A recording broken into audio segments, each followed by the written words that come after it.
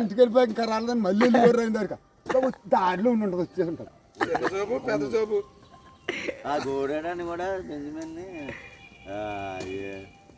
తిరుగురా తిరుగురా అన్నీ చూడు ఆడికి పడింది కదా తోళ్ళు ఇద్దరు కష్టాలు పడింది కదా తిర్రని వాడు తిర్ర అన్నాక ఇది ఇంకా చూసి ఏదో అని వాడు అందుకే గోసుకి కొట్టుకు మళ్తాడు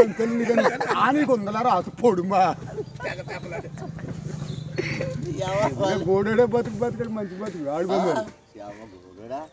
10 మంది కూడెట్టాడు రత్తయ్య ఏం చేసేవాడు అతను?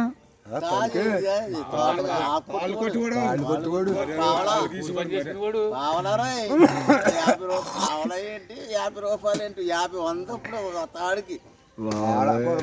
చెట్లు కొట్టేసి చెట్లు కొడతాడికి వెళ్ళిపోయి శ్రీరామని 3 పొలాలు ఇచ్చి కమ్మ కట్టుకుని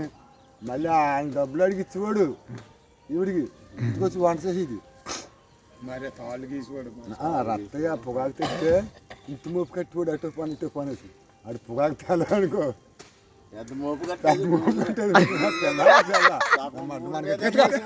రత్తయ్య రారా చిన్న రత్తయ్య గూడు మీద వేసుకుని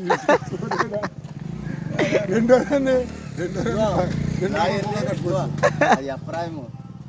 ఎప్రాయిమ కూడా వీడి సుబ్రహ్మణ్యం అది వాళ్ళ బాబు ఆడు ఇలా ముక్తి కొట్టు బాబు 10,000కే 10 రోజుల వరకు అవ్వకూడదు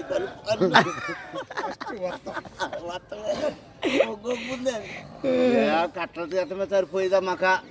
ఒక 7 మండుగా గొట్లు ఎంత ఎత్తుని కలుపు ఒకటి కాదు అన్ని రకాలనా పాటలే బాబా ఇది నాగళ్ళతోటి దున్ని చేస్తే అది సరిగ్గా మధ్యాహ్నం వరకు నాగలు దున్ని మధ్యాహ్నం తొర్రెలు ఏమున్నా వచ్చింది అప్పుడు ఆ కలుపులు వచ్చేసి ఇప్పుడు ఏం ఎక్కడ ఉందా